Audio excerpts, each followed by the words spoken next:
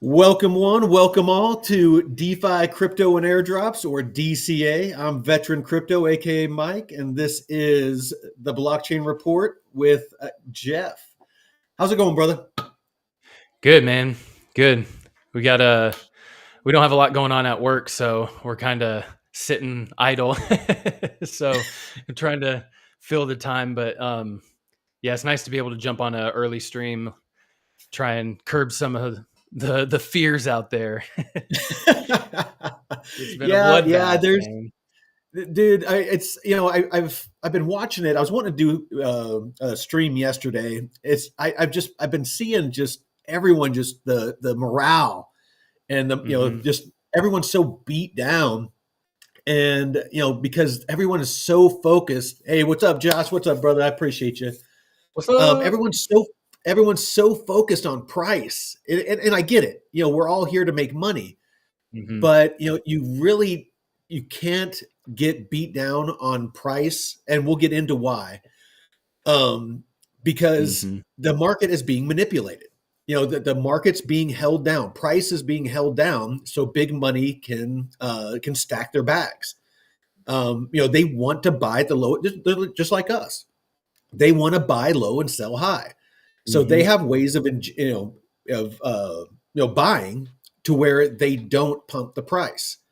They're buying off the books. So people need to realize that, and realize at some point, the big money is going to pump the market because they want their bags to pump. They aren't buying hundreds of millions and billions of dollars in crypto so that it can trend sideways and trend down. They're not going to allow Yeah, that no. to happen. So, hey, what's up, Chili? Appreciate you, brother. So first all, and right off the bat, I have been on this soapbox for months now. All through when Ooh. meme coins were pumping and everybody was singing the praises of memes, and I've been telling people just enough with the meme coins. There's tens of thousands of them. If you want to get into meme coins, by all means. I'm just kind of getting on a little bit of a soapbox here, but the meme coins have been used to suck liquidity out of the alts and Hmm. to manipulate the market. It's nothing but it's gone from where people had an opportunity, where the normie that was coming into crypto had a chance to where a meme coin would last for at least a couple of days, if not a couple of weeks. Now Hmm. it's gotten to where they last like 10 fucking minutes. They come out, Yep. they pump a Yeah. $2.2 billion market cap like pain, and then they dump 92% in 10 minutes. It's like, come on. I blame Give Pump.Fun for that, man. absolutely. Absolutely. What are your It's thoughts? What are your thoughts on yeah, memes, brother? yeah. I mean, I thought it was funny with when there was Doge and Sheeb, and they were harmless. They were more like meme community focused memes that You got a have chance to a build a lore. community. Yeah, well, and they have lore. They have true like real world like history to it, not just like some bullshit that somebody made up and on Pump.Fun, like I'm gonna kill my goldfish coin, like Yeah, what yeah, is yeah. this? I don't get it. So it and it like I was saying to you before we got on, it locks up a lot of liquidity. Even if it's 20, 30,000, you have We'll get into that. 100,000 meme coins, We'll the get into liquidity is that for locked people up. like me that don't understand that. I mean, what do you mean by it locks up liquidity? So, certain smart contracts, when you create or launch a token, you have to lock up an initial amount, almost like XRP, how you have to lock 10 XRP Yeah, on yeah. that wallet To as have like a a wallet. Yeah. collateral or something. Yeah. So, a lot of this liquidity gets locked up on there and you can't do anything with it. So it's stuff that's lost on chain, or people have these wallets they create and blow them, and they might have a few thousand in them if they don't, get all the funds out. I mean, it's just so silly, man. And you're pulling a lot of liquidity from people. You saw when the Trump token launched, it pulled liquidity from all over Solana. even Well, I real know. projects. Oh no, dude, it sucked the air out of the room. Whenever Hmm. that Trump coin, I mean, the markets were about to pump. They were starting to pump. The alts were starting to pump, and all of a sudden, here comes freaking Trump coin, and it just sucked the air out of the room. Well, and then And then Libra, yeah, and then that that that really Libra, we started just. pumping the other day, and that Libra, came along, and it got rugged quick as shit, Hmm. and all the nastiness that's coming out behind the scenes about that. Um, Yeah. so now, one thing that I do understand about TVL is the lower the TVL, the greater the slippage. So when you're trying to enter and exit Mm. liquidity pools or projects like meme coins, if it's a low TVL and you're trying to get in or get out, it's going to cost you a good portion of your liquidity to enter Hmm. and exit that position. So that's kind of why, and I'll get into it here in a minute. I actually kind of plagiarized this, and I give them full credit. Crypto Labs research, my kind of my commandments for getting into DeFi positions or liquidity pools. There's a reason why you want a 250,000 or greater, TVL or total value locked in a liquidity pool, before you enter or get into it. And I'll get into that. Hmm. So we'll get off our soapbox about memes. I'll end with this though. If you are new to crypto and don't understand things like TVL and liquidity and those sorts of things, if you don't know how to use a wallet, a hot wallet, you don't understand gas fees, things like that, do yourself a favor and just stay away from memes right now. You're not going to get rich quick. You're going to be the exit liquidity. By the time Yeah. you figure out how to get in to the project, they're going to be yanking the liquidity out, and you're Hmm. basically giving your money away. So my 2 cents, not a financial advisor, but I think most financial advisors would tell you stay away from meme coins. It's Yeah. not even at this point. It's not even a casino. It's Yeah. basically just everyone waiting in line to hand a couple of people their money. That's all it is. Yeah. And the slippage, you make a good point on the slippage, because when I traded for SafeMoon back in the day, and there was like 15% slippage on that. And I was That's a like, lot. I kept going up like 5%, 10, and then I was like, Mhm. what the fuck? Why? And then there's 15 or so percent. And I was like, yeah, okay. So I need to make sure that if I get into one of these odd coins, that it doesn't Yeah. have slippage, or if it does, it's not outrageous, because some Well, and community coins have slippage for, that goes back into their treasury and recirculates and stuff. So, but that's just robbery, man. Well, and that's to get in and to get out. So it might be Yeah. 30%, basically Yeah. 30%. Like if you put $1,000 in, $300, I mean, that's like an Ethereum gas fee, I was gonna of say, getting you in might as well be trading on and out. You know what I Ethereum. mean? That's fucking ridiculous. I hate Ethereum. I'm gonna All trade this right. 30% slippage. Right. Right. Yeah. You might as well just trade Ethereum. Oh. So before we get too far into this, I definitely, if any of you out there, if you could, Hmm. please follow Jeff over at the Blockchain Report. It's at the B Bravo Charlie Romeo 142. So this is his page here. By all means, please throw him a follow. He is Getting the closer to guru. 1K. Let's go. Well, and he's the guru when it comes to airdrops and finding those gems and just walking you through how to do those. I definitely am not that guy. Technical So support. yeah, yeah. So here's my page. If you could The throw me bits. a live. It's at veteran the number 4 crypto, and I'm always like I'm huge into DeFi, and I'm always posting. I get a little political sometimes, so if you don't like patriotic stuff or right of center stuff, then you might not want to follow me. So um, we'll go ahead and move on from that. So this is what I kind of want to start with when it comes to DeFi. So this is what I was talking about. Crypto Labs research. It's kind of cut off a little bit, but down here, you can kind of see It's their logo. They have a YouTube channel and some really good content on DeFi and teaching in a very organized fashion how to learn about DeFi and how it all works and how to pick your pools, things like that. And I've kind of refined some of the stuff that they do to try to make it a little more simple. I had some people that I've sent that way that have had a hard time grasping, because I think those guys are so far along that they are used to using a lot of the terminology of somebody that's very into DeFi. And so I try to, kind of dumb it down. But those rules is, first of all, you need to believe in the assets.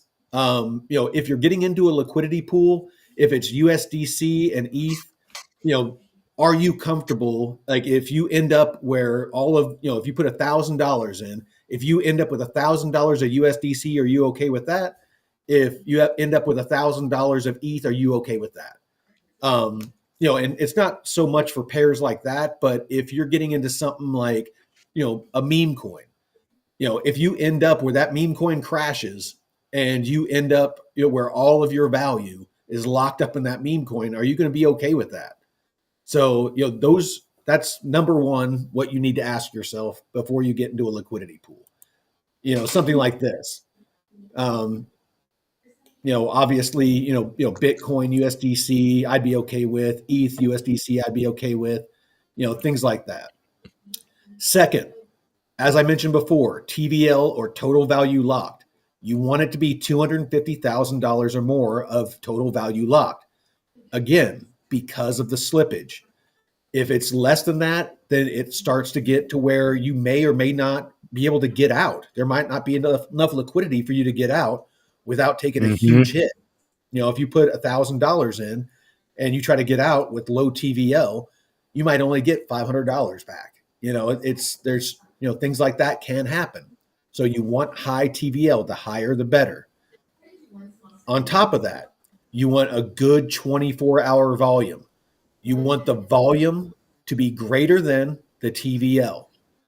Always, always, always, always, because that is how you earn your fees.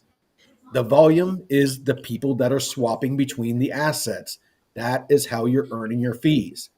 So high volume, the higher the better. You want to use a trusted DEX, something that's secure, something that has a lot of TVL. Something like Aerodrome, where they have Coinbase backing them, and BlackRock.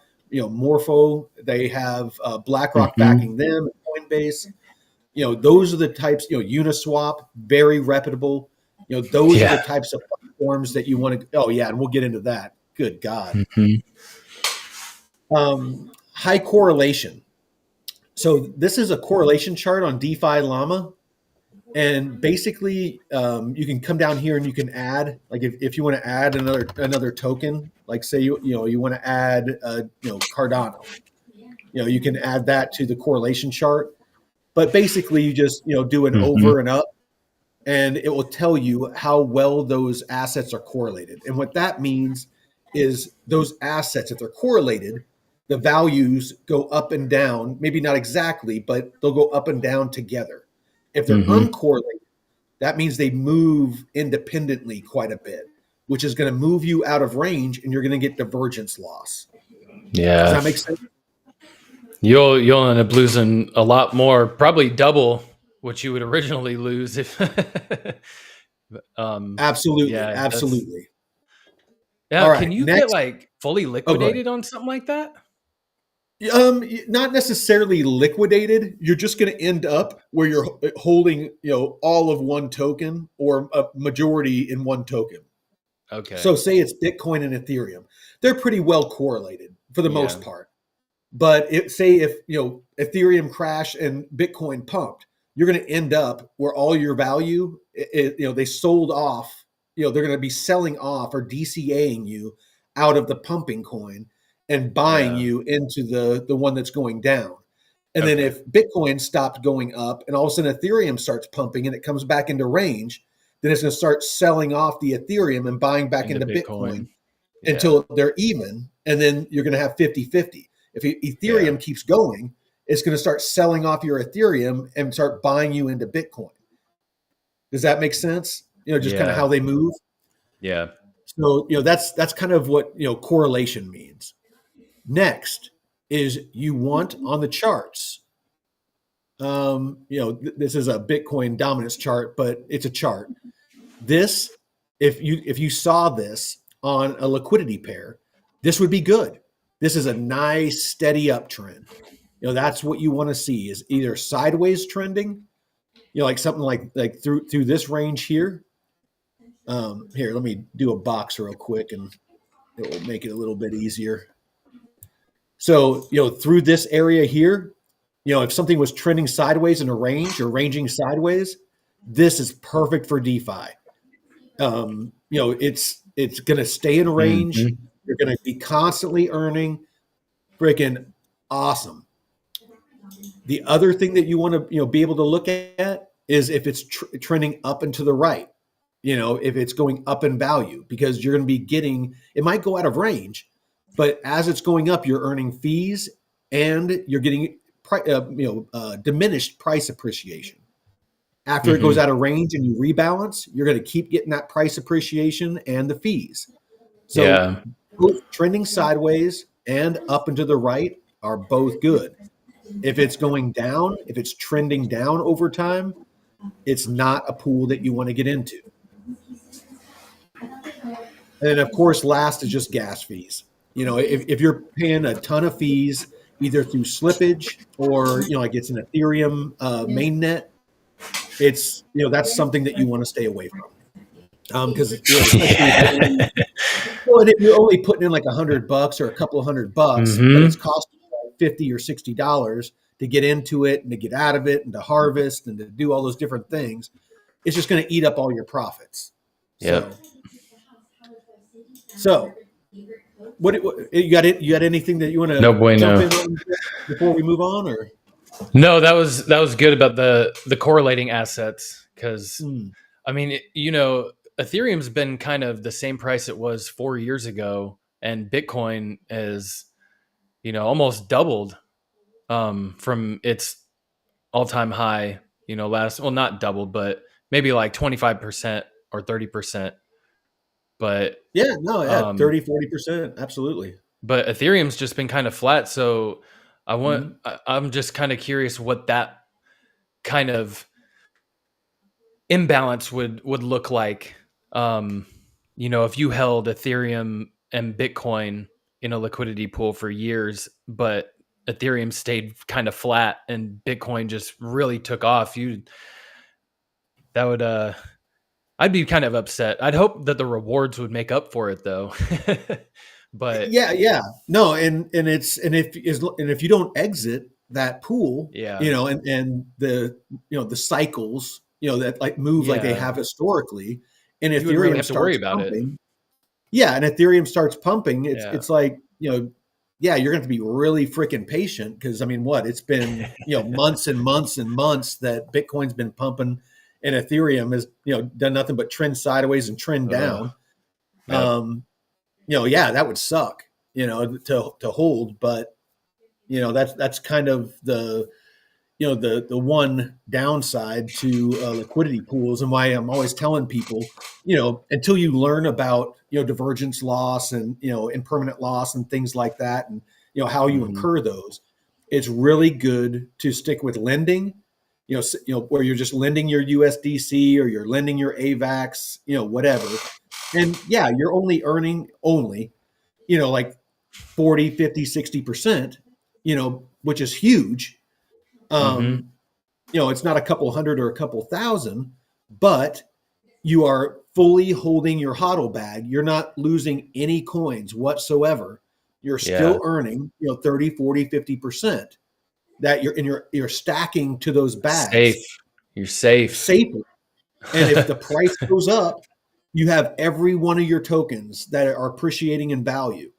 Whereas in liquidity pools, it's constantly DCAing you in and out of those assets. So you might start out with 1,000, AVAX and USDC, but if as it pumps and dumps, it's going to be selling Mhm. off and, and rebuying AVAX. So you might with a bunch of USDC and no AVAX, or, all AVAX and no USDC, depending on Yeah. which direction it moves. No, and thank you for So putting that commandments together, because that's a good, because you need to have a good set of rules and like guidelines, at least like a core set of rules and guidelines for new people to even follow. It's like, okay, I have all this stuff, but how do I put it together? And just seeing like these steps, okay, does it hit all these marks? And so yeah. it's nice to have that, as a checklist. Well, and it's on my profile. If you want to go Hmm. check out my profile, and actually, you know what? Here, I'll pin it. I'll pin it so that Yeah, that's a good one to have. I'll just pin it right there to the top. So as soon as you go to my profile, it'll be sitting right there at the top for you if you want to Good save that pin. image. I honestly, I made it my screensaver. Yeah, I'm going to follow it like the Gospels.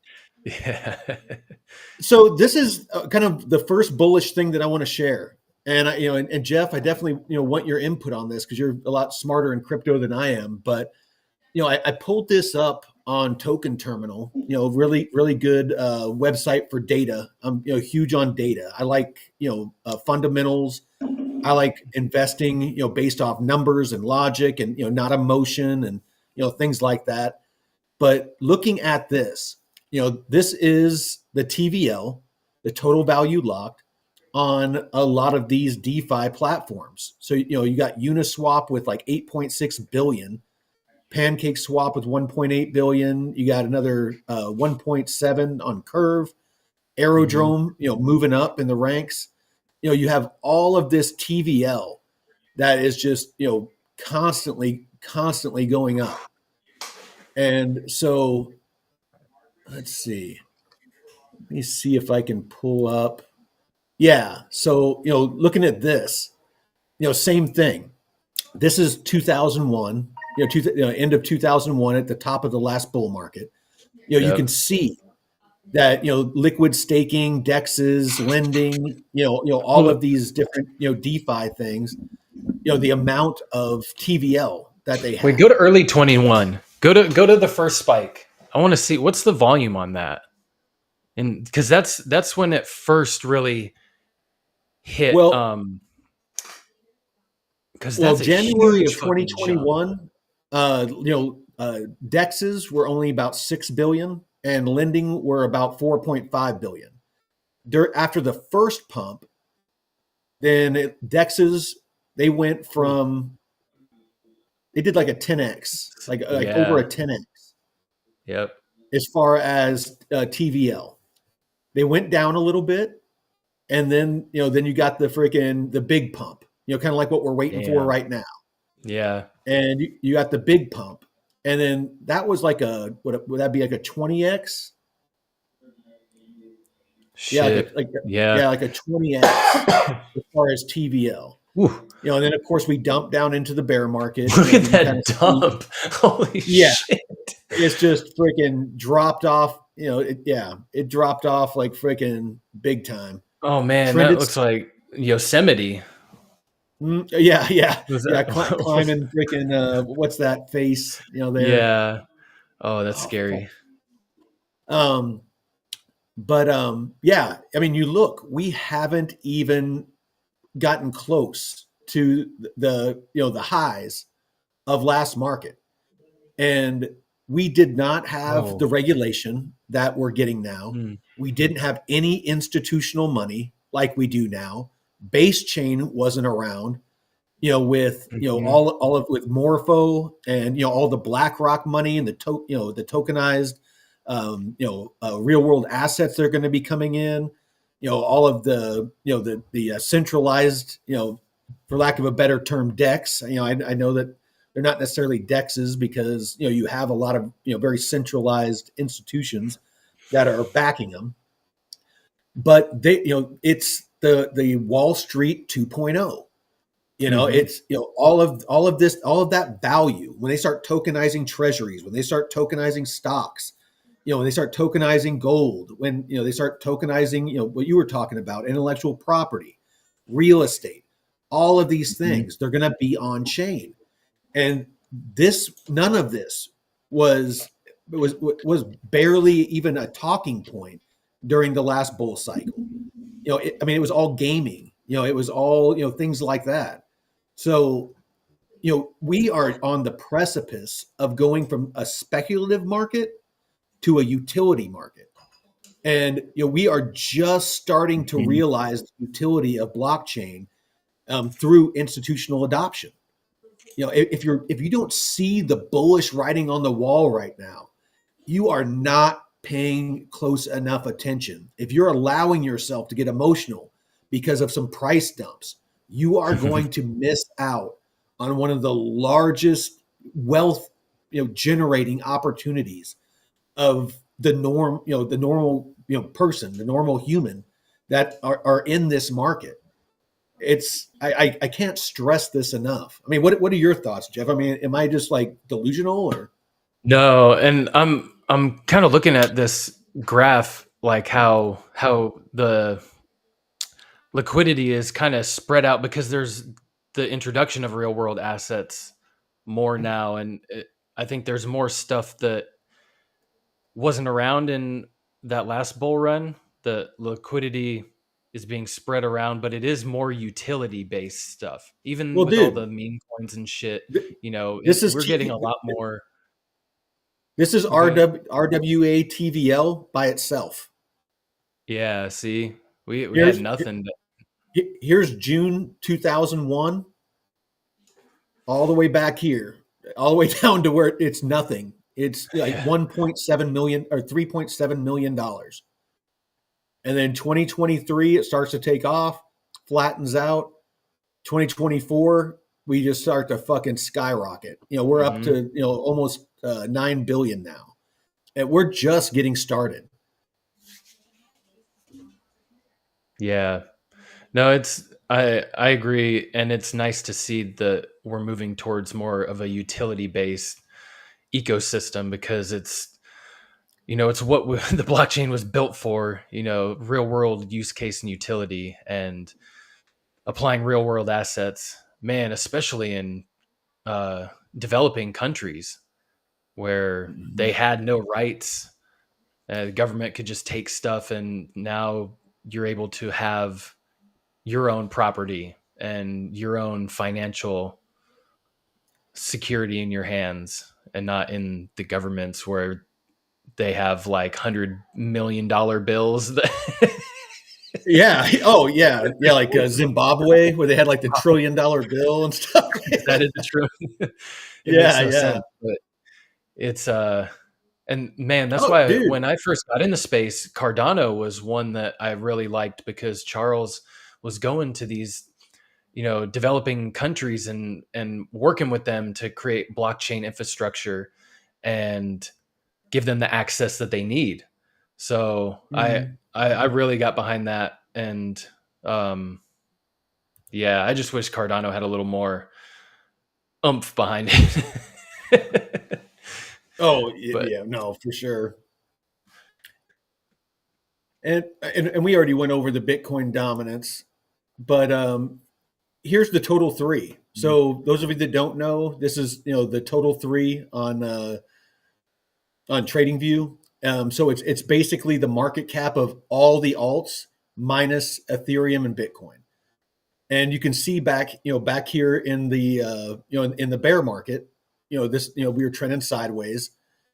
Then we had our initial pump, came down, found support, higher low, higher high, higher low. Again, we pumped again, higher high, again, higher low. We're building a foundation here. You can see that this is that big wick the other week that took us way down. We've rebounded nicely, and we've been trending sideways, just ranging and looking for the next breakout. So this is a very bullish pattern. And I got this from actually when this realization. I was watching Sheldon the Sniper. Guy's great on TA. Oh, his And story's so great, man. It's It's really good. He had his mom on, and it was fantastic. He just seems like a good human, Yeah, like Jason Casper, same thing. Just seems like a good yeah, human. And so, yeah, I really enjoy. I'm not huge into TA, but I know it's definitely needed to be round out your knowledge on this stuff. But yeah, this is a very very bullish pattern. As far as what's still to come. Is there anything that you see on the chart that you want to point out, or no, just yeah, that wick where I yeah, brought it right here? before, how it you guys notice how it just hits that pivot point on the previous high. The it goes right to it and then wicks back up, man. Those are He's he's talking about this bad boy right here. yeah, how it goes right down to that previous range high. It goes. And It went down to about 142 billion, yeah, and then we popped back up on the next candle to 950 billion, and right now we're sitting at about 891 billion. yeah. And even on Bitcoin, man, you could have followed that. And yeah, where we bounced off of was the previous wick on like the second and third Sunday, the second, because there was a longer wick than that went down to what 91. So Sunday, there's Monday. I'm So on the it's four Sunday. hour. I was looking at Oh, okay. Bitcoin, just the actual Bitcoin, because I wanted to see where that how that compared to the total. Um, what was that? The total three that you were on? Oh, you're talking about this wick here that like wicked all the way up to 64% on the Yeah, BTC dominance. yeah.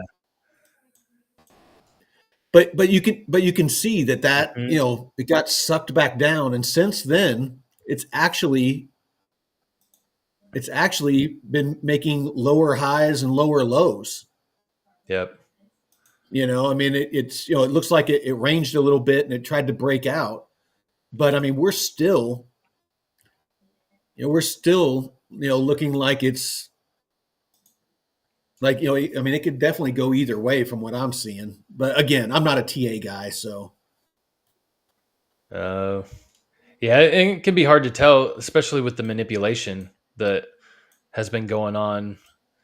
Um, I mean, you got the institutional players coming in more and more, and we don't know exactly the extent of who's buying.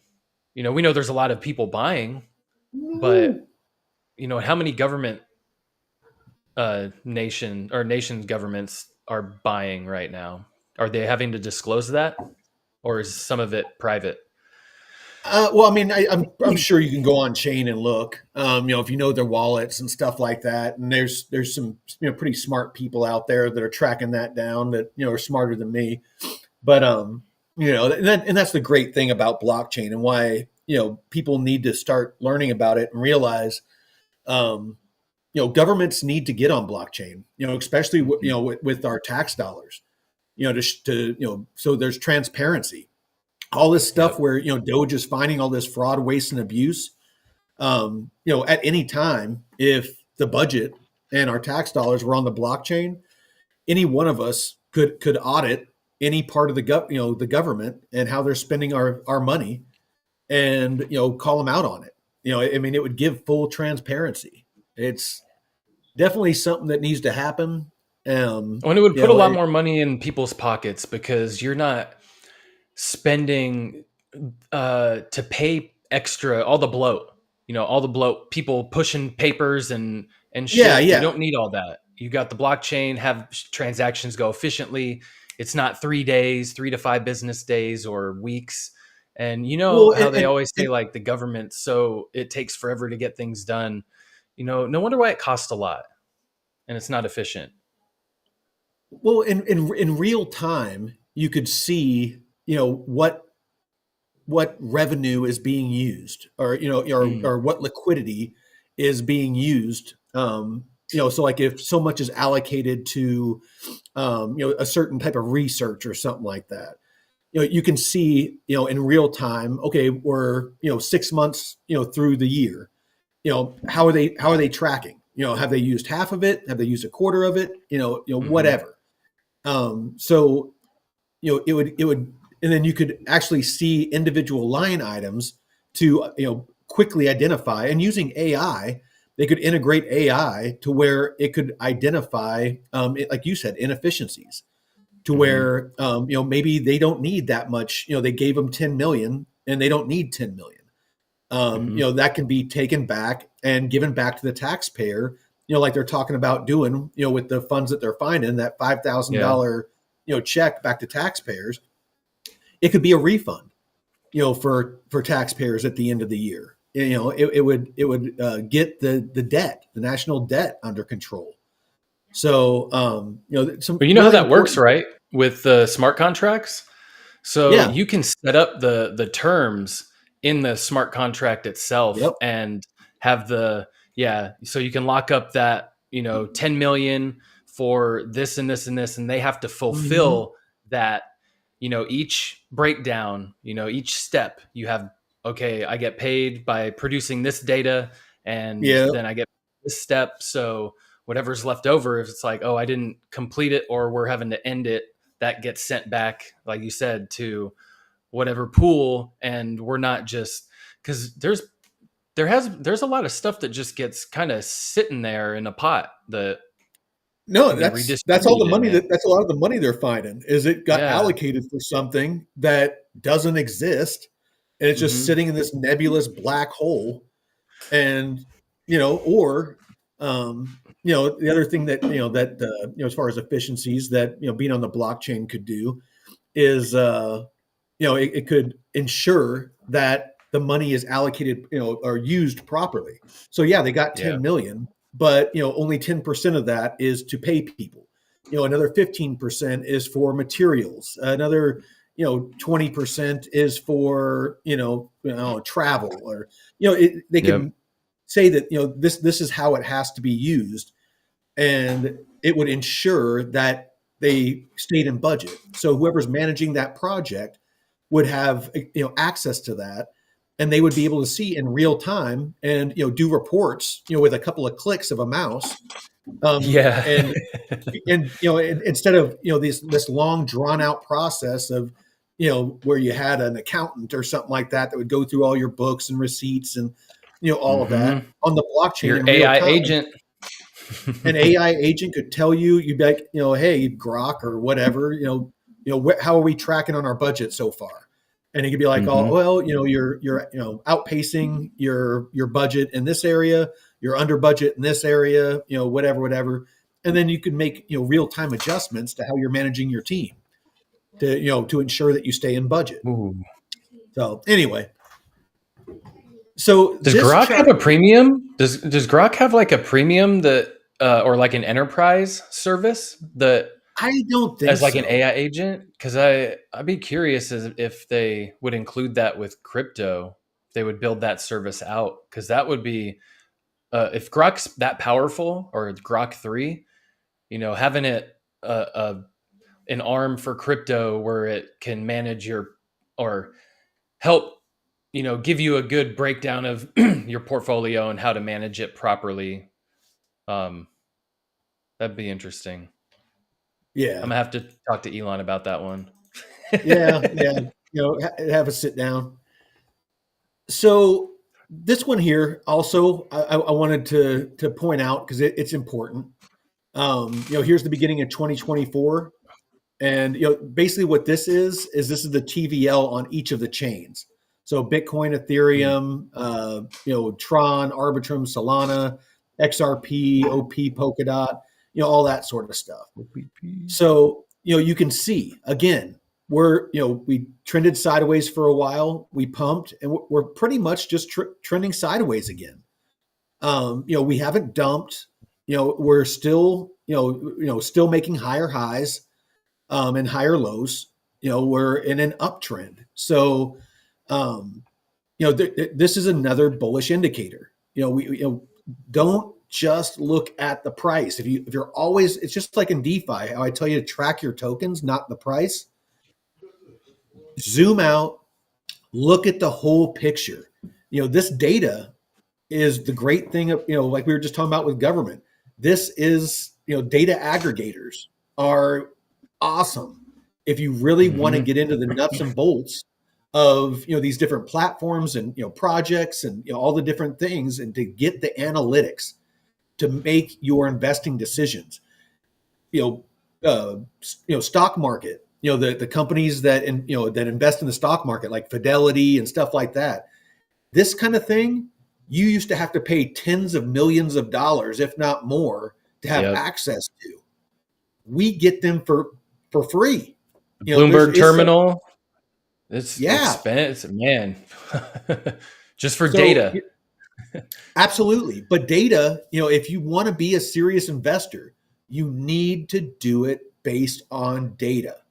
Being emotional and seeing, a TikTok, trend where, everyone is pumping a project, a meme or whatever. Seeing the price pumping and getting emotional and jumping in and buying green candles. You should be able to identify those projects, if you know what you're looking for, by using data and getting in before they pump, not getting in, during the pump or after the pump, because then you're the liquidity for the pullback, because there's almost always a pullback. And when that pullback happens, that's all the people that either made the pump or they used the data and saw the pump coming and got in. And that's all those people taking profits. And those profits are your money. And if you're emotional again and you sell, then you're selling at a loss, and then it starts to pump again, and you go to try to buy back in, and it's just rinse and repeat. They're just sucking. They're using Death you as by 1,000 cuts. Exactly. And then this is probably the most bullish. Is this right here is the TVL and volume along with the stable coins. You can see in 2021, this is the last bull market was just pump. And then you see where it falls off. And then we trended sideways. But if you look, we've just been trending up and to the right on stablecoin market cap, on volume, on TVL, on all of it. We pumped, ranged, again, higher low, higher high, higher low. We're just waiting for the next higher high. It's all the indicators are pointing towards bullish momentum. It doesn't feel like it if you're looking at price. But again, if you look at the data is there. We are in a bullish trend on almost every indicator. And Bitcoin's higher than it was at the previous bull run too. So it's like way higher. Yeah. And it's not like people are, it's not like these big institutions or large amounts of money are being pulled out of the market. It's Ethereum and Bitcoin are having, record inflows on the ETFs. They're having, there's record inflows on a lot of these, a lot of these projects. You need to understand how the market works and how they are doing their buys. Their buys don't pump the market.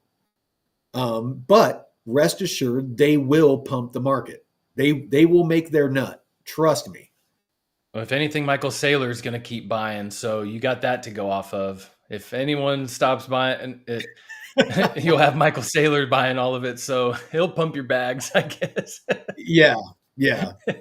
And if you're new to crypto, I'm a bit of a degen, so definitely don't follow what I do. I'm all in on altcoins. I don't own any Bitcoin yet. In retrospect, I as of right now, I would have been better off putting everything in Bitcoin and then right about now shifting over to alts. But yeah, a lot of the smart money, they talk about a 50% into Bitcoin, 25% into blue chip, top 10, top 20 altcoins. and then like another 25% in like lower caps and stuff like that. And and those are the ones that if you're in like 5 or 10 lower caps, that if 2 or 3 of those hit and you get like a 40x or 50x or 100x or something like that, they're going to kind of make up for the ones that didn't, plus some. So but definitely look at your risk tolerance. You're If you're looking if you're sharp, using man. money that you wouldn't be comfortable going to Vegas and putting it all on black or all on red, you're probably shouldn't be putting it into the crypto markets. The money that you put into crypto markets should be money that if you woke up in the morning and it was all gone, yeah, it would suck, but you still have a roof over your head, food on your table, you can pay all your bills, all those sorts of things. You shouldn't be putting your mortgage payment or your life savings, into this. Oh man, what was that this morning? Someone's life savings on leverage trading. I think so. It was either leverage or a meme or something like Oh my that. gosh, man, that's oh, don't play with fire, kids. Well, and I feel bad for him, but I mean, come on. Yeah, yeah, you can't be doing that, man. Well, I mean, I do you mean, want to? Are you comfortable it's okay sharing? to Oh, go ahead. it's okay to take some risk, but that's you can't risk your livelihood or your future like that. It's you got to take strategic risk. I know it's still the Wild West in crypto in many cases, but having a s- a strategy that's solid, a little risky, but if you can tolerate the risk, but strategic risk is better than just going all in to try and double your bags overnight, and it'll Yeah, you definitely need to make have a you feel a balanced lot better. portfolio. So like in Hmm. DeFi, it's I have my wrapped ETH USDC that I've had open for pretty much the whole time. The one liquidity pool, same one that I've had since I started doing DeFi. Is Hmm. it down? Yeah. ETH took a dump. It's a USDC, wrapped ETH pair. I'm down probably about $2,000. I got about, well, here, I'll share it with you. So, yeah, like I said, I'm always fully transparent. Hmm. I think it was 7,900. So I'm down a little bit more than 2,000 because of this last dump. And I've rebalanced a couple times, and locked in those losses, but I've made more than I initially put into it, over the past 2 months. And I still have this. And, as it goes up and goes out of the top end of the range, I'll rebalance. And the whole time this will be going up. And the whole time I'm going to keep earning fees. And if Ethereum goes, past, I think it's 37, like 37 something. Let's see, what was it when I opened it? 37.35. So if Ethereum goes past 37.35 and goes to 4,000, 5,000, 6,000, 7,000, my Yep. deposit will end up being way more than what I initially went in with. So I get that price appreciation, as long as I'm Hmm. rebalancing on the way up, and I'm earning fees the whole time, plus all the fees that I've already earned. Yeah. So that's why you can't get emotional about the price, especially in DeFi, is you just have to be patient and that's again, one of the commandments, of DeFi, why you have to be comfortable if the market dumps. I'm totally comfortable holding ETH. I feel at some Oh point yeah. it will go up. Am I going to, be comfortable holding, three-legged dog? I probably not. It's like, I'd probably be losing my shit if I was holding that right now. It'd be two-legged dog after the haircut. Yeah, yeah, yeah. It's like it'd be dog for dinner. Dog So, for yeah, yeah. So, I mean, that's really the long and the short of it. And you got this my and as far as mitigating risk, again, this is obviously the majority. This is more than half of my DeFi portfolio. Of course, Arrow, something I am super bullish on. It's my largest bag. I have like almost 20,000, Aerodrome token right now. And about half of it, about 10,000 of that Arrow is from earnings. I didn't buy a single one of those. Those were all earnings. So if it goes back up to its all-time highs again, that's almost a 3x. That's almost $30,000, that I've earned off of my initial 12,000 or 15,000 that I put in. And that's not, all of what I've earned, but it's a good portion. But again, two assets that I'm very bullish on, USDC and Arrow. Same thing. As it goes up, I'm going to, keep rebalancing. And initially, and that was about $2,200 was what I initially put into there. So we'll say 17. So about $500. I'm about $500 down on that. But again, I've earned way more than $500 because that's been open for probably a month and a half, and I've been earning about it's way down right now because the volumes my APRs are down and my earnings down because we don't have the volume that we had before. Those people swapping between Arrow and USDC. Wrapped ETH Morpho, another super bullish project I'm on. Morpho, that one I opened up. I had 1,900 in that one, so I'm down about a little over $700. But again, I honestly believe Morpho is going to go back up, and as it does, and as ETH does, because this is one of my few that's not a USDC involved pair. As those go up during the alt pump, this deposit as long as it stays in range and they go up together, even if they're going, that deposit will go up. It might be out of range because of how far they're separated.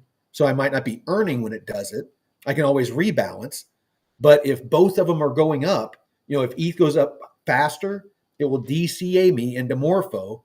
And as long as Morpho keeps going up too, that deposit will go up. If ETH slows down and lets Morpho catch up and they get close enough, then I'm back into range. Does that make sense? Yeah. So it took me a long time to understand this, and I've really been trying to figure out a way to communicate it to all of you out there of how these different pairs move and how that keeps you in range and how that DCAs you in and out of those positions. So it's a good visual explanation as well, because you try and explain it to them and just say, oh yeah, this asset, this and that, and you try and get a mental picture of it. So you just show them like, hey, you got these assets and this is how it moves, and really breaking it down and showing them is great. No, absolutely. And then of course, this is my one of my high risk is I did the USDC VVV, and it's you can do the price in USDC. It's down here at $4.50. I need to go back up to $5.58 before I'm back in range. And that one I'm down pretty good on. That one, let's see, what did I enter that with? So that one 1,700. So I'm down about $1,000 on that. So I'm like about 60% down on that one. I earned a good amount, but I don't think that my earnings broke it. Let me think. How much have I earned on that? It might be close. And again, I still have all the tokens and stuff like that. And that's your risk bag. That's not a lot that you put in. You're okay with hey, but it could also pump again. So you just leave it in there and like a moon bag almost. Exactly. And like I said, I peeled off quite a bit of profits. I'm probably close to breaking even on it, maybe even made a little bit. And I've moved, those assets into, into some of these holdings. The Plume, Mhm. I think that this 1500 is what I put into Plume. I think that 1500, the majority of that came from that VVV pair. Oh Aerodrome, shit. Okay. this aerodrome that I got here just sitting on the side. This is all just stuff I have sitting on the side. Waiting for it to pump so I can, sell it off and, buy some other projects or, inject some more liquids. Morpho, another $500 in that. Ondo, I bought another $200. Oh, what the fuck? Why is More my chain link, just a little thing bit, not zooming much. out? There we Zooming go. out on me. You're talking about your Yeah. camera zooming in. Yeah. That's a So, good idea for you to take some of the rewards that you made off of the LP and kind of put it in, even if it's not all of it. It's a good mhm. strategy to take at, a quarter or half if you want and spread it to other assets like Plume, or Morpho, Ondo that are going to be good long term. No, and that's the thing is, yeah. I mean, I only have 1,600 in Plume. I only have $425 in Arrow, and 414 in Morpho, and 130 in Ondo. It's this is a very small. I mean, this is just my wallet. This is just some of my earnings off of what I've done in DeFi. But as the alts take off, they're going to double, triple, quadruple, they're going to 4x, Mhm. 5x, 10x, whatever. And when they do, then that 400 might end up being 4,000. That 1,600 might end up being 16,000. Mhm. It's that's the mentality you have to have. Don't look at the price right now. Look at the amount of tokens. Um, Mhm. it's that you have to get in that mentality of the just growing the amount of tokens you have. Some of the projects might be a swing and a miss. You might buy high, like you might have been buying Arrow when it was hitting those all-time highs. Since then it's like a third of what it was, and you might be kicking yourself going like, Arrow sucks, Arrow's a trash project, whatever. But if you go look at the data, like we were just going over, Aerodrome's doing nothing but grow. Yeah. The TVL is trending sideways right now, but again, it can't go up and right forever. It will, Mhm.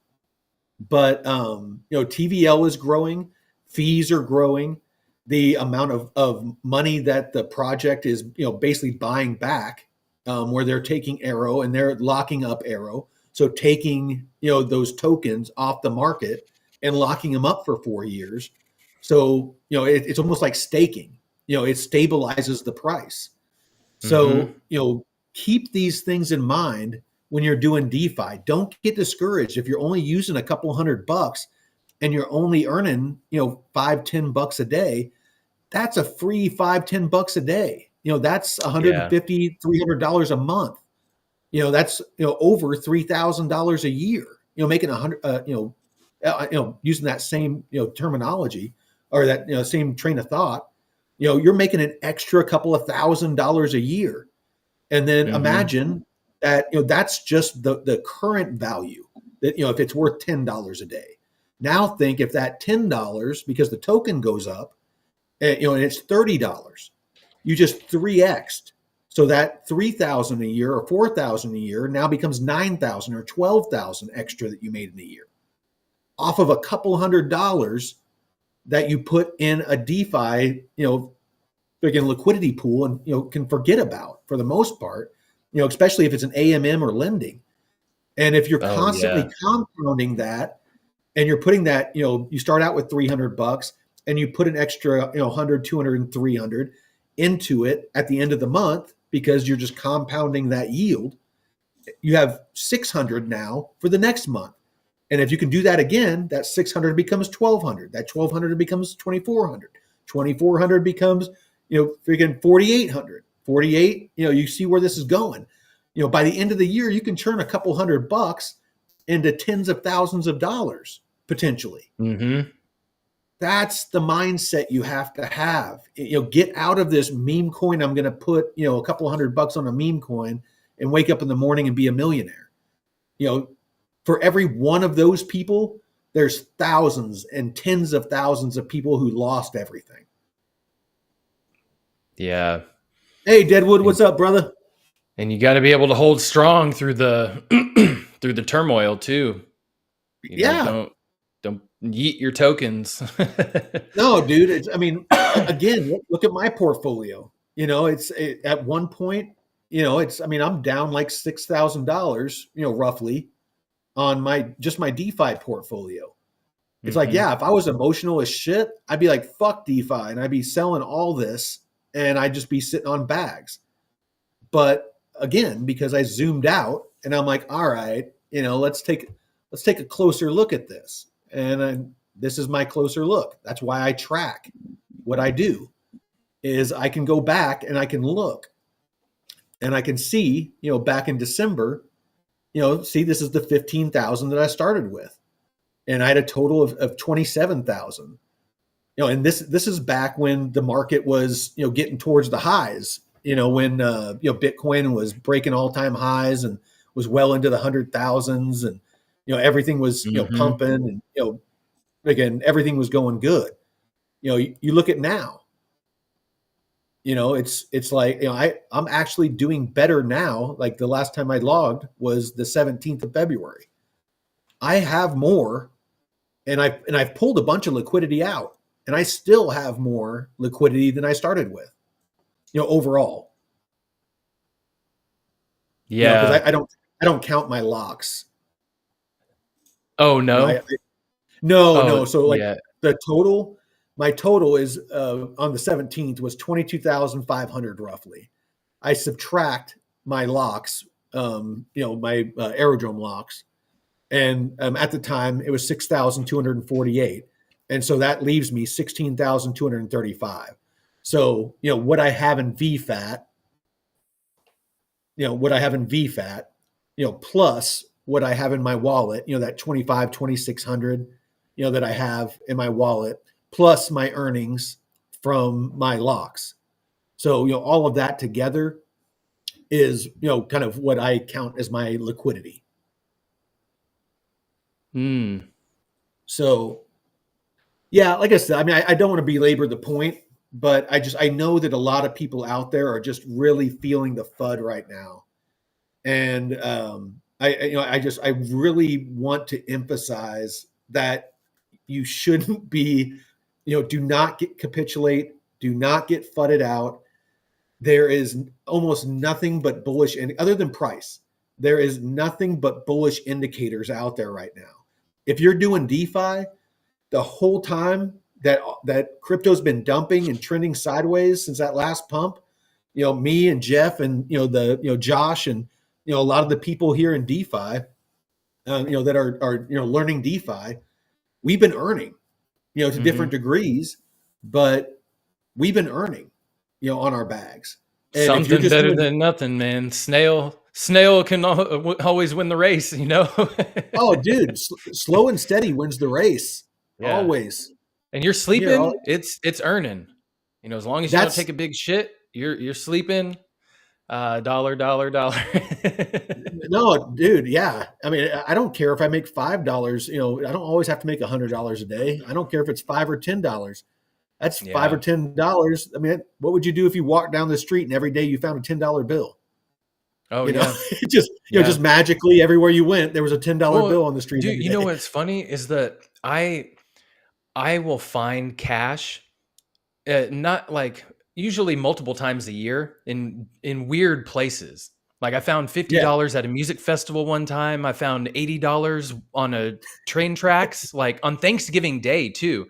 I was walking to my mechanic shop and I found fucking $40, and then 20 feet later there was another $40. I'm like, what the fuck? I was in a hotel room and I found $5 on the nightstand, and hey, yeah, get your gas. Hey, you do what you got to do for dry powder. You know what I'm saying? Oh yeah, man. So Actually, hold on real quick. There was one thing that I was thinking about sharing. So yeah, Deadwood. Yeah, this last pullback, yeah, it was rough. It looks Laundering like money. Yep. you pulled back like 12K of your overall. Um, oh yeah, that's what I was wanting to pull up. Let's take a look at. Well, and also when you start getting in your net worth over 7 figures, those pullbacks are going to be 100K, Yeah, hundreds of no. I thousands. mean, that's a valid point. The more you have in, Yeah. the more you're going to feel it. But one thing that I've noticed between my DeFi portfolio and my HODL portfolio is I'm only down like maybe 30% on my DeFi portfolio, whereas I'm down like 40% on my HODL Yeah. portfolio. And Yep. it's all the same assets, for the most part. Mm. It's as far so it shows you that I'm mitigating my losses by doing DeFi and I'm stacking the whole time. So now when the market goes back up, my DeFi portfolio is going to recover faster and appreciate faster than my HODL portfolio. Does that make sense? Yeah. Yeah. Because So like you more want to do something to mitigate the risk, and you don't want to put your entire bag in there no. too, just for the diversity or diversification. But yeah, having that So to build the rewards is the heck. let's look at Beefy and see what's up. I just real quick, I want to show people, even if you don't want to take any risk, I mean, other than the platform and, of course, your wallet getting hacked or, something like that. But as far as the markets, no exposure to the markets for the most part, other than the asset itself. So you can, let's see, single. Beefy. So blue chips. So let's go to APY and sort. Blue So you got the Chew. beefy vault. Select token. So you can stake here. You know what? Let's just do something a little more. Let's do Aave. It's the one that has for lending has the most TVL on it.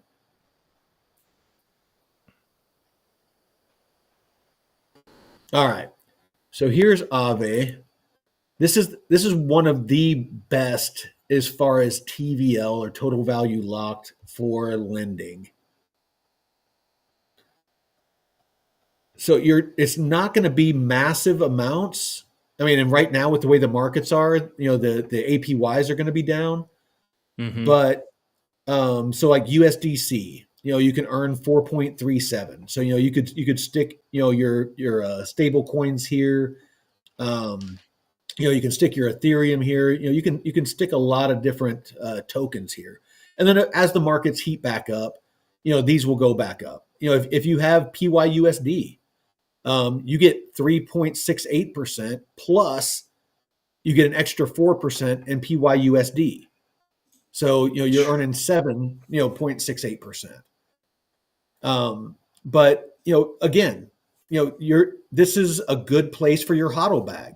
Is you're going to get the full price appreciation and again the full depreciation if the price goes down, but at least you're earning something off of it.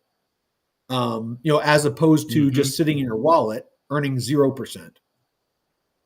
So this is probably the safest DeFi play is lending. AMMs are probably, I would say, the second safest. And then you start getting into liquidity pools, and then you get the supply, where you're borrowing or lending, and then borrowing, which is basically leverage against your deposit.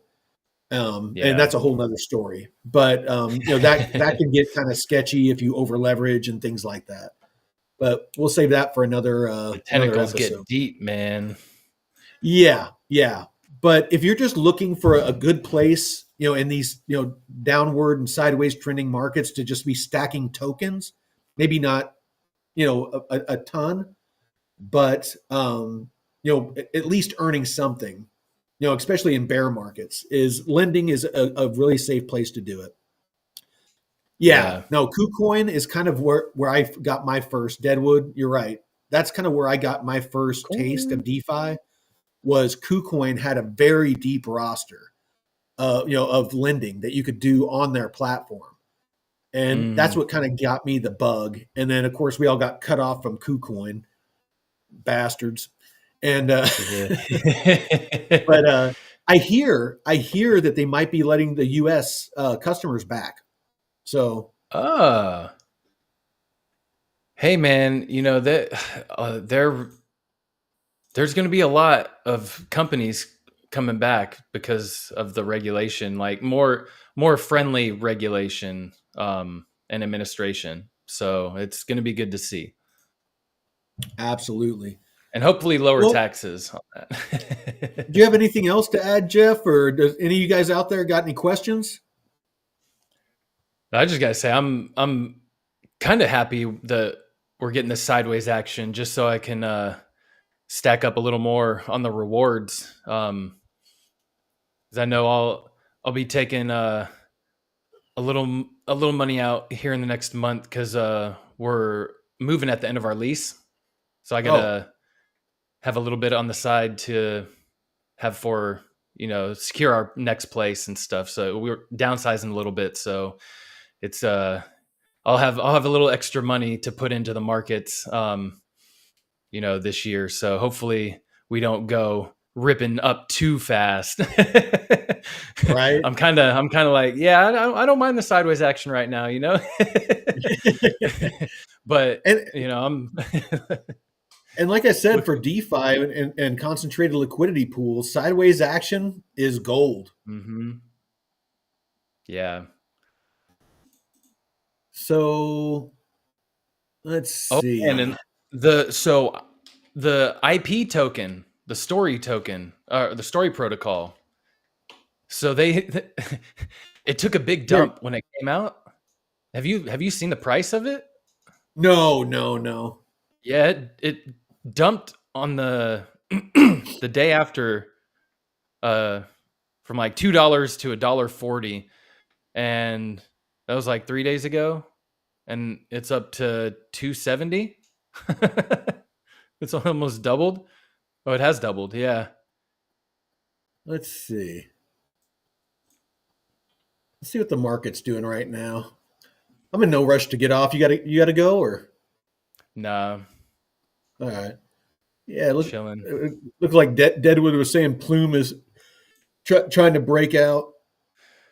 Yeah, Plume's been looking good. Plume has here. I'll share. Plume has been actually holding really freaking strong. So I mean, it stayed green through all of this dumping. Yeah, look at the chart.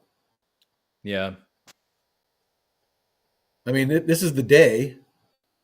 Here's 7 days. It went down, but since what, the 18th. So since yesterday, it's been up and right. But I mean, yeah, just check it out. I mean, it's been in a range. This is its entire lifetime. Like this is when it launched, back in January, and Mm-hmm. it's just been in this range the entire time. I mean, talk about that health on a shelf. It looks like around 10 cents is just been this massive support level for it, and on the same token, it looks like about 13 cents has been kind of the resistance. So yeah, I mean, imagine this whole time, if you would have had a liquidity pool to put it into, which I actually found one, if anybody's interested. Oh, did you? I did actually. Let me see if I can share that Is with it on you. Morpho or is it No, no. Let's see. Liquidity. Oh, Uniswap. It was on Uniswap. Let me Hmm. pull it up. Good old Uni. Oh, did you watch any of the Ondo Banking Summit? I didn't really I need catch to. it. I didn't. Yeah, Deadwood said they're expecting RWAs to be unbelievably big, Oh, dude. unbelievably huge. It's gonna be huge. So huge. Huge. It's gonna be huge. So they actually have Ondo on here too, but last time I looked, Ondo didn't have an APR. But here's Plume and here's Pools. So it looks like it's down right now. It was at like 100 and something percent APR before, but here's a Plume USDC pair, and look, it has a 2.1 million in TVL, so great TVL, and it looks like the 1 day volume is 18 million. Okay. Maybe it's Yep. not 18 million. I can't scroll over, so sorry. But but again, it's a place that you can earn on your Plume. As soon as I got some spare USDC, I'm going to be sticking my Plume in there. I'm going to stick my Plume in there. Stick my Um, plume in I'm going to stick my that Plume in liquidity there. pool. Yeah, and that sweet liquidity in pool. the LP in the LP. Yes, stick it in the LP.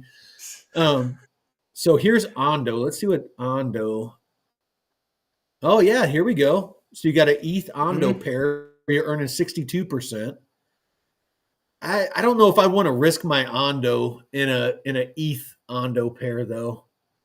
I could do a USDT if there was some APY on a USDT Ondo.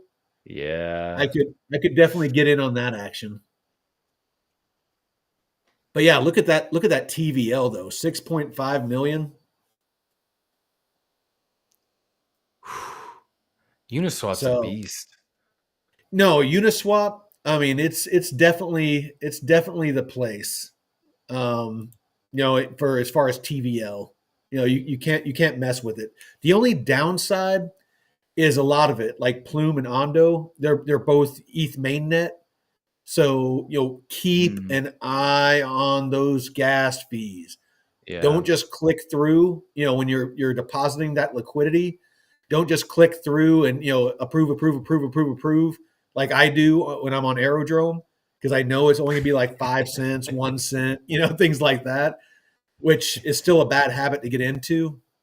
But always, always, always check your slippage. 0.25 is what I almost always set mine at. It allows a little bit of slippage, but 0.25% I'm okay with. I'm not okay with 5, 10, 15% slippage. So keep an eye on your slippage, keep an eye on your fees. What's that, Deadwood? It says 7K sell on Plume, just hit 0.15. He's selling? I don't know. What do you mean by that, Deadwood? Let's see. WHT say RWAs will bring. What they say. Oh, what they say. RWA will bring and make the entire crypto market cap look like a Ripple. Yeah.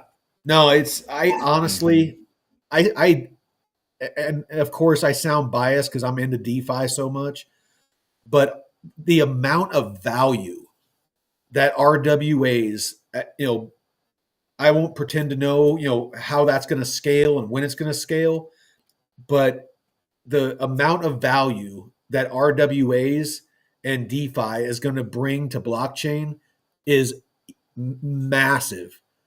Real estate, stocks, bonds, treasuries, gold, pretty much, anything of value, anything of value being, put on chain, intellectual property. You're talking hundreds of trillions of dollars, if not more, that is going to end up being stored on chain. So yeah, if you know Mm-hmm. if that's any indicator of the future, now is the time to be watching, like that Ondo summit. Watch who shows up to those. Watch who the speakers are. Look on chain and see who is buying. There's, and maybe you can speak on that on our next episode, Jeff, or if you can, maybe do it now if it's something that you can do easily. But how do we find out, like which wallets are BlackRock's? Which wallets are Mm.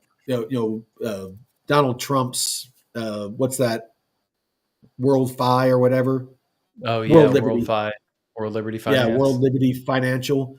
How is it that we find their wallets so we can see what they're putting money in? Yeah, I'm not entirely sure. I know the Arkham Intelligence has their interface where, it's like the fractal technology where you can just kind of graph you can track wallets and graph them. And oh, that's the exchange. Yeah. But yeah, because people have found like Mark Cuban's wallet and Yeah, stuff. So I'm not entirely sure. Maybe they find somebody that got paid by him through crypto and use that wallet. And I don't know, these sleuths, because I've spent a lot of time digging into the wallets of the hacker that got me. So, and it's really like, if you don't know what you're doing, it can be kind of daunting. daunting. And yeah, there's just endless loops that these do. I know the captcha on this sucks. It's I awful. hate I hate this shit. Yeah, it never works. Well, because It like this, like there's a little bit of the tire in the box. Do I Yeah, click it or do I not? yeah. And it just keeps fucking asking It and keeps asking. never works for me. I like um yeah, and I think if there's a certain amount of if there's like millions and millions, or like $100 million like the German government had, oh there you go. Um oh, you have to log in. Yeah, if there's like hundreds of millions of dollars in crypto in this wallet, you're probably going to be able to find out where Now it's using more code. getting, to what is it, the centralized exchange. You got the on and off ramp. So Yeah. if you got a government, you're going to be able to find the on off ramp and kind of track who it is. But more uh like smaller whales, fish, shrimp, you could probably, it'd be a little bit harder to find out whose wallets there are. But as long as you can find the on off ramp and get that information, you should be able to know who that is. But I I'm not a great person to hunt down. I think, was it Zach XBT and CoffeeZilla and all those guys, they like are so ridiculous with their investigation and shit. I don't know how they Yeah. pull it off. Well, let's see if we can find somebody that's like the super sleuth. Like Mm. Taco. Maybe we can talk to Taco about being on or something like that. I know he's really good at the bubble maps and a lot of that stuff. Oh Maybe we can yeah. get him, or if you know somebody else um, that knows how to sleuth that stuff, because I mean that's just really valuable information. If Hmm. those people that track that website that tracks Nancy Pelosi's uh, you know crystal ball, that she Hmm. has, Matt, that Oh knows my exactly god. what to buy and when to sell, and all that stuff. Um, World record if holder. if you can just do what the big money's doing, and that's the key, is like was shown at the beginning, is knowing where to find the data, using that data to drive your investing, not throwing a dart at the dartboard, not looking at what's trending right now, because just as quickly as it's trending, it can be dumping. when memes were Hmm. trending, when AI was trending, it's like by the time it's trending and everybody's talking about it, that's probably where you should be selling. I don't like chasing trends. Can you make money? Absolutely. You got to Hmm. have your finger on the pulse of the market constantly, though. If you don't have that time and focus, you're better off going by fundamentals. Find Yes. projects that have solid fundamentals, fundamentals being good tokenomics, fair launches when it comes to when their token launches. The tokenomics being, the release schedule of, when, they're the VCs are where the tokens that they got for investing, when they fully vest so that, they're able to sell, when is Hmm. that?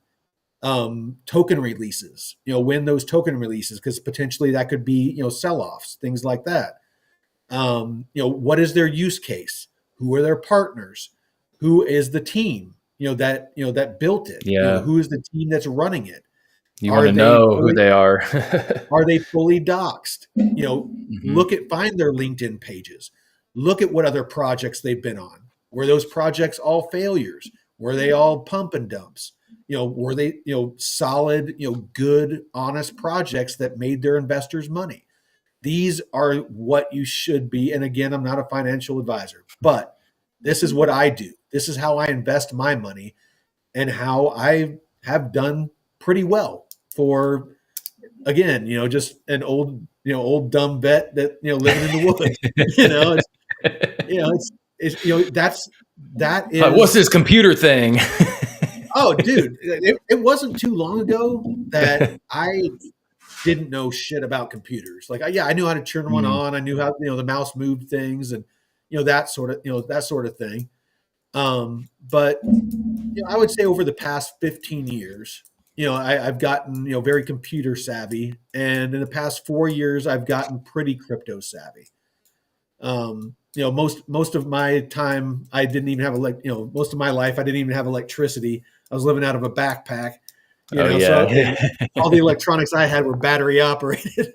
They were radios and night vision goggles and stuff like that. Yeah. So, um, yeah, it's, if somebody like me can learn this stuff, do not get discouraged.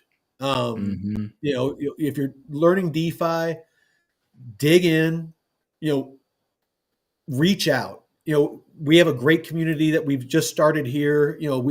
Josh, we've been helping me and Jeff have been helping Josh out. Jeff has been helping me out with airdrops and, kind of learning about, some of the aspects I don't know. I've been helping him out with liquidity pools and, that sort of thing. Anybody that needs help, reach Hmm. out. We're never going to ask you to send us crypto. We're not going to invest Yeah, for you. no. We're not going to ask you for access to your wallets. None of that. We'll do a video chat with you if you want. We'll walk you through, how it is, and show you, okay, this is, liquidity pools, this is how they work. We have videos, all free. We don't monetize anything. We are 100% just here to help. We're not looking to profit off of any of this. Honestly, it helps me learn. Whenever I'm researching for these, lives, I am having to do a bunch of research. And so it helps me as much as it helps you all. Hmm. Yeah, yeah. That's great to highlight because a lot of people, as they get older, they feel like oh, it's too hard for me to learn this, and especially something technical like this, and financially technical, or finance and like digital technical stuff. It's like, oh man, I don't know what I'm doing. I just know bank account, log in, I see my balance, and that's it. And Yeah. but this having somebody that, like you said, wasn't very technically savvy, um being able to learn this. And yeah, that there aren't a lot of there's a lot of adult classes, in community centers and stuff in your local communities. They should have, I know our city, they have adult classes and stuff on all kinds of shit. And I think it would be a good idea Yeah, I hadn't thought about this before, but going to the city council and talking to them about a crypto class, like introduction to crypto or something for the local community, and whoever signs up wants to do the class, we could do it online or in person, but that would be at least like getting your local cities and communities involved. Find out who's interested, and Oh start from shit! there. Elevator man just poked his head in Yeah. here. No, we definitely appreciate the support, guys. I mean, it's again, we really enjoy doing this and helping people out with the DeFi stuff. Um, if you guys ever have any questions, and it helps when you guys are asking questions and giving input in the chat and stuff. It kind of helps guide us and helps us understand what it is that you guys want to hear. So, by all means, if you could, like and share the stream, on socials, Mm-hmm. help us grow the channel, help people learn about DeFi. Because at some point, a lot of these, amazing APRs and stuff that we're seeing, in DeFi right now, they're going to flatten out. You're not going to see, 100% APR or 500% APR. You're going to Mm-hmm. see 10% if you're lucky, or 15% if you're lucky. So now is the time. Early adopters are the ones that make the most money. With crypto, with DeFi, with the .com era. Amazon. If you got in early on Amazon, Tesla, all that stuff. It's Yeah. early adopters. So these sideways markets and even the up markets, DeFi. Lend your assets out. Use AMMs, whatever your risk tolerance, and make sure that you're taking profits. Just like you would with your HODL bags. Take money off the table. Here after when this next leg up starts happening, I'm just going to start peeling money out of my DeFi Mm-hmm. bags and my HODL bags and DCAing out. I am looking for I hope so. I'm looking for a 10x. If I can get a 10x on my whole portfolio, and I have between 500,000 and $1 million, that is just my play money. That after the market crashes and stuff like that, that I can put into DeFi and earn a steady 10-20%. Or maybe more, if I can have Mm-hmm. some and 10-20%, like in stable coin, lending and stuff like that. And then, have like a portion of my DeFi portfolio and higher risk plays making like 60%. If I can make like an extra 50, 60, 100 grand a year off of my DeFi plays, I mean, that's life changing.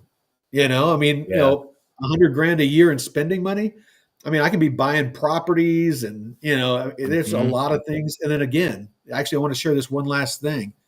Um, I need to check with a tax advisor, but my understanding is that loans, you don't pay capital gains, you don't pay taxes on. So if that ends up being the case with like Aave, where you can go and you can lend out your USDC or your tokens, Bitcoin or whatever, and you can lend it out, earn 5-6%, which you'd probably have to pay some taxes on that. But Mm. if you put $100,000 on lend and you borrow $50,000 to get that access to that liquidity because you want to buy a property or something like that, like people like Josh that want to buy a property and build a homestead, that allows you access to that liquidity to where you can buy that property tax free because you're not Yeah. cashing it out. You can tax free use Mm. that, buy your property. You still have all your USDC. You Yep. still have all your Bitcoin or whatever asset you use to leverage that. And as long as you didn't take too much leverage against it, then you don't have to worry about getting liquidated. Mm-hmm. As much. And if it's USDC and USDT, my understanding is you really don't have to worry about it at all. Um, so Ah. yeah, I mean that's a really good way to get access to your funds to where you don't have, and not to mention that you can take a portion of that money and you can put it into some liquidity pools or some other ways Yeah. to earn, to where it offsets the interest that you're paying on that loan. So you might be able to formulate it right to Mm. where it's basically you're getting an interest-free loan because of what you're earning on the lending plus what you're earning on the little bit that you're able to put in liquidity pools to Mm-hmm. offset. Like, say you're getting 5% from lending and it's 8% to borrow. That's a 3% difference. So now that loan is only a 3% loan. Mm-hmm. And if you can earn like 20-30% on on a liquidity pool, then that more than offsets to where you can be paying that down and Yeah. giving you a better loan to value ratio to where you have a less and less and less likely chance of getting liquidated if the market took a dump or something like that. So I mean, it's Powerful, man.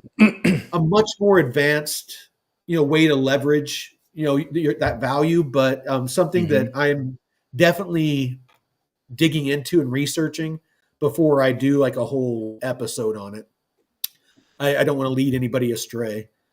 So yeah, let's go through some of the questions here. Do you want to go through the questions, Jeff? And what, West I Virginia. feel like I've been like fucking running off at the Yeah, mouth the whole I've been episode. kind of hopping in the chat a little bit. All right. Yes. FU money elevator, man. That's exactly where I'm at right now, but I'm looking for like serious FU money. Oh man. Yeah, I All hate to right. hear that, elevator man. Let's That's not see. the wifey wiped all this crypto, man. You Hey, guys there's are my always up safe. from here, man. There's always up. All right. So, hating life. How are you guys? My shit is crashing all around. Elevator man. I'll be honest. Yeah, I was saying hodl bags are. I'm about 40, like about 40% down on my hodl bags, or yeah, 30-35 actually, and I'm about 25 or 20% down on my DeFi bags just because of earning. How are your bags doing, Jeff? Well, man, my hodl bags have taken probably some stuff over 50% Mm. since the beginning of the year. It's been pretty some of them have been pretty rough. But man, like layer 3, that I got a lot in layer 3 just from their airdrop, and that's up. So some stuff you know it's okay. I mean I'm really liking the sideways action because of the rewards. And like I said, trying to build them up, and get a nice little pump before the end of next month, so I can have make sure we get everything squared away with because man, it's a pain in the ass to move.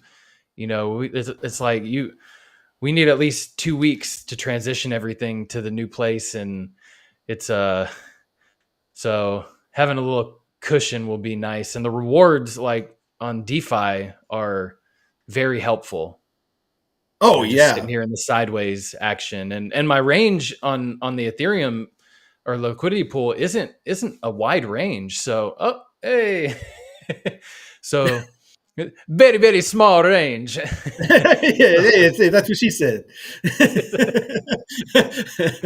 You have a small Oh range of man, movement. Hey. yeah, not like Vitalik.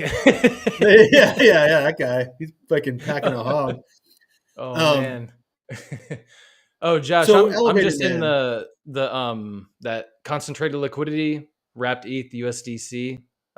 Just the bread and butter, man. That's been just a nice one for me to keep some funds in and work for me. I did the VVV for like a few days, but I got out before it really dumped. So uh Yeah. but yeah, keep a bread and butter, and like you said, don't overexpose yourself on the more volatile ones if you want to jump in there. No, absolutely. So, Elevator Man, looks like you were asking kind of, where to start over again. I, I'm not gonna pretend to, freaking, it's not letting me share. Um, Me personally, this is, I mean, what I'm in. I'm like well, I'll go down my largest holdings. So Casper is like kind of my Moon Boy play. It's my largest holding right now. It's a it's a really good project, really good team, but has had a ton of FUD thrown at it, and so it's down, right now. It's the kind of the what's been weighting down, my portfolio, but has a lot going for it. They're about to launch some DeFi with Wise, and have some other bullish things going now that they cleared up all the FUD. With Of course, Wise yeah, yeah. They're is Wise is going to be a DeFi platform, built on Casper. okay, So because I there's know this, Wise this is like a kind of a banking, like online banking thing. I don't think it's the same Okay, people. I kind of when I started doing my research, I ran into that and I got really excited, and then I kind of realized I'm not sure if it's the same. It might be though. okay. But of course, Kent.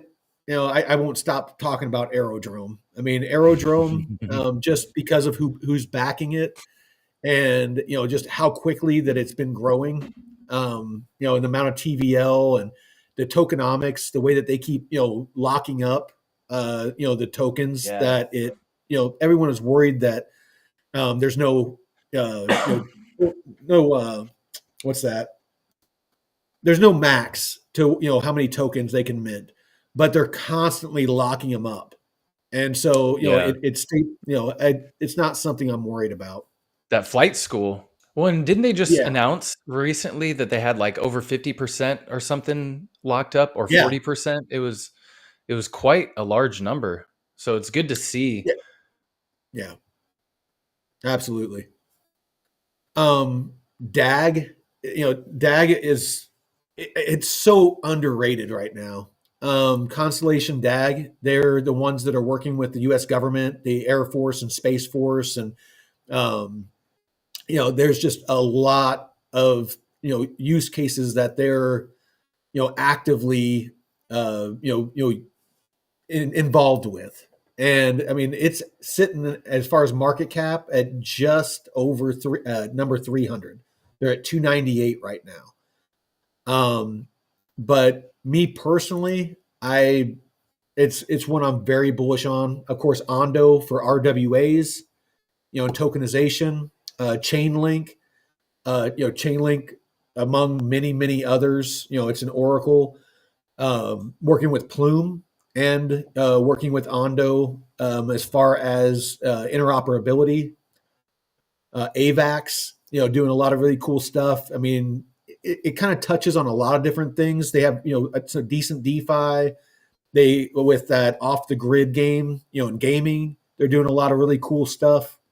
Mm, Morpho is the Coinbase play that that they're leveraging for lending of Bitcoin, and institutions being able to offer that as a service. Flare okay. is one that kind of flies under the radar quite a bit, and of course I'm shilling my my Do you think portfolio right Flare now. uh will be one that actually does something? I mean, will it actually produce a lot, or is it just kind I of honestly, it's been up and down. XRP hype? That's how I got my initial exposure to it, is for a long, all through the bear market. My largest bag was XRP, and then after it, like 2x, I sold.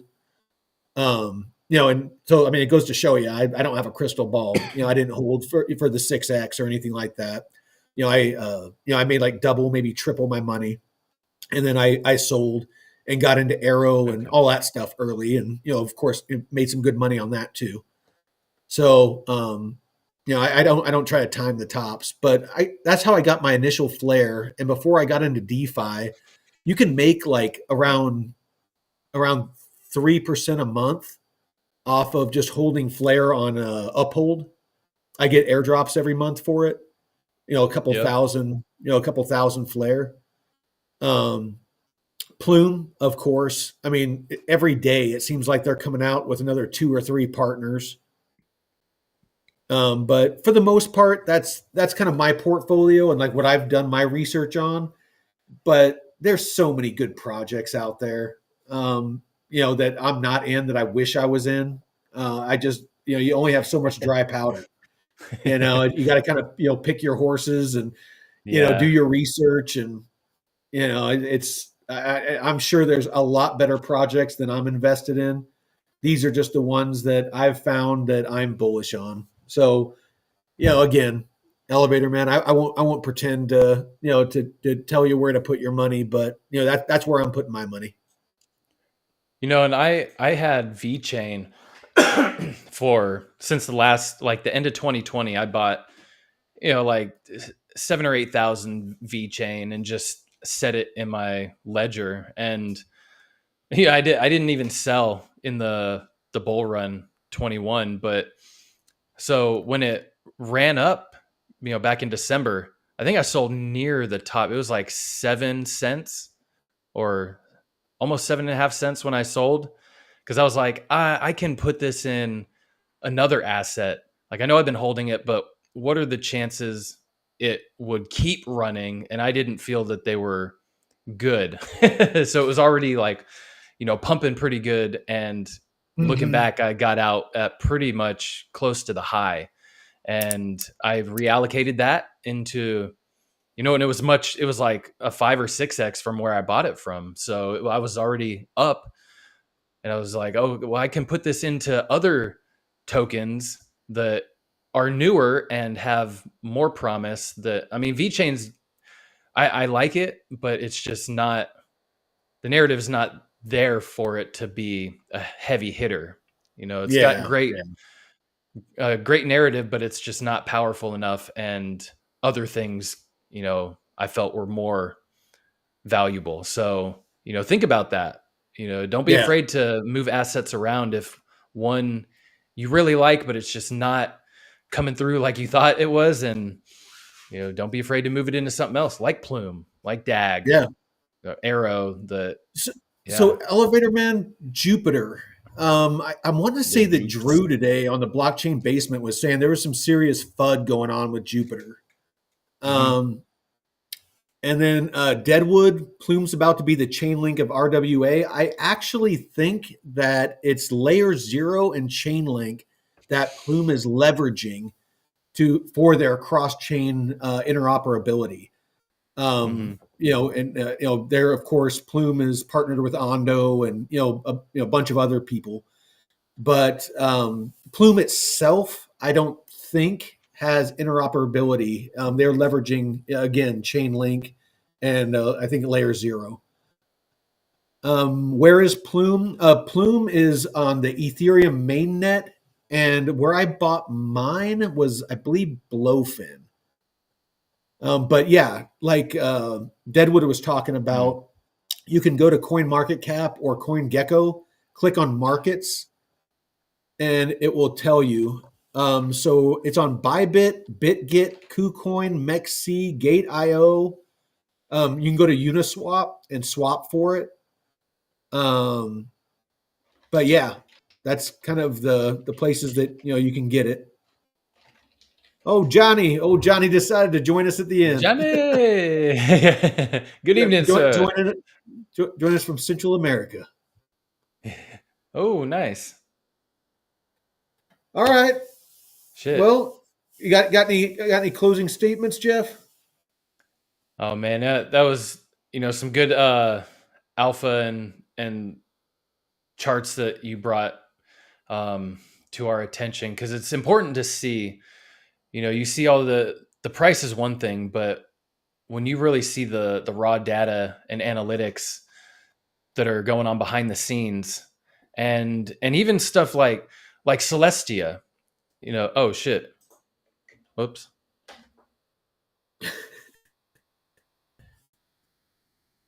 Oh, he must have hit like in stream or something. Oh, there he Rug. is. Yeah, yep. Are we still there? Yeah, you're back. Okay. No, like projects like Celestia, where the price has taken a beat down, like probably close to where the airdrop when it launched. So a lot of these projects are beat down, but they're building. They released some of their technical stuff recently, and looks like we lost him. But yep, you back? Yeah, I got an arrow too.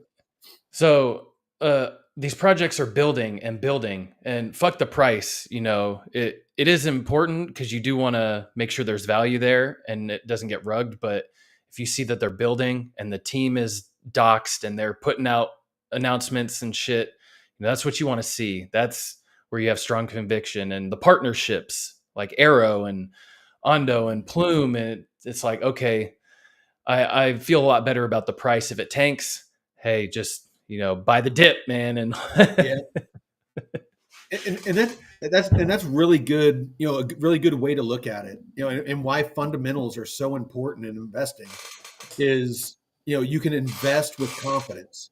You can know that if BlackRock has dumped hundreds of millions or billions of dollars into something, if like Ondo.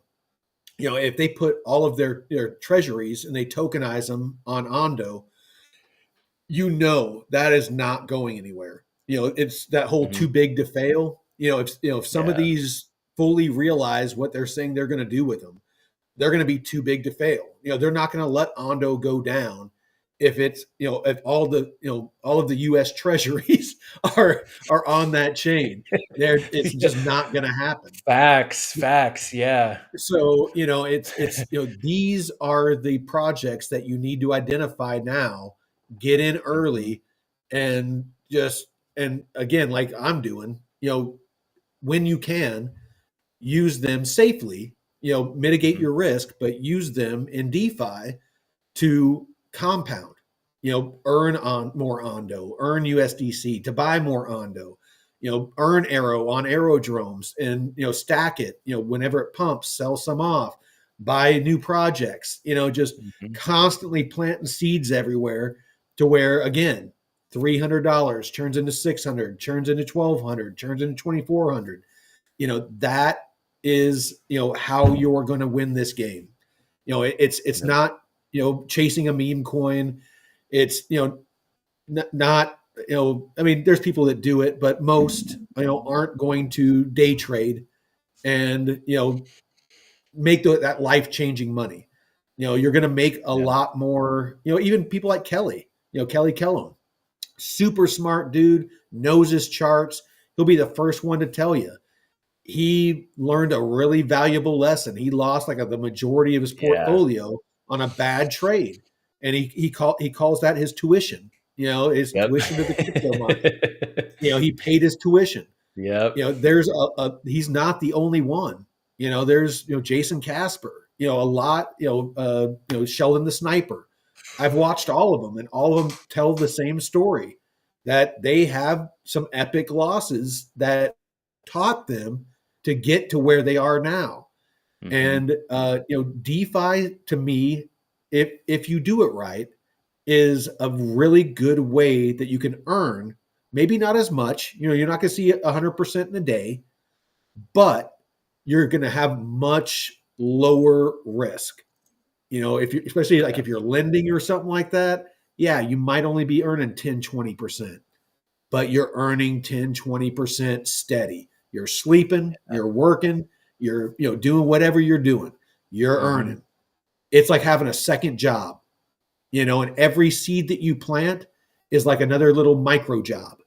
You have all these little, like a little robot, a little AI robot that you're buying. Every time you get into a liquidity pool or you lend, it's another little bot that you're putting out there. Get to work, a little bot. You're You getting know? paid while taking a shit. You're getting paid while making Yeah. love. You getting paid while mowing the lawn. Oh, Deadwood says 30,000 in plumes sold off in the past 30 minutes, huh? Oh yeah, but it's Oh shit. pumping now. We got a little Oh, pump. it's pumping now? No, no, Oh, a he's little saying bounce. he's saying there's a sell-off. Let's see. Yeah, Not too bad. It's I mean, down like we've been 1% coming on up. the hour. Been pumping pretty good the past couple days. Yeah, no, it's like through all of this, it's like held like super strong. That's Josh buying all that plume, holding the price up. No, so I mean, this is today. So I mean, Yeah. it was ranging, and then it pumped, retraced a little bit, down to. I hate using this, but it retraced, and then it's pumping back up. Went down to 15 cents, and now it's on its way back up to 15.2. All right. Yeah. Well, I think that's all we got for today, but I appreciate all of you for showing up. And yeah, with that, Yeah. Thanks for got your putting this crypto on, out. man. Thanks, Yeah. everyone.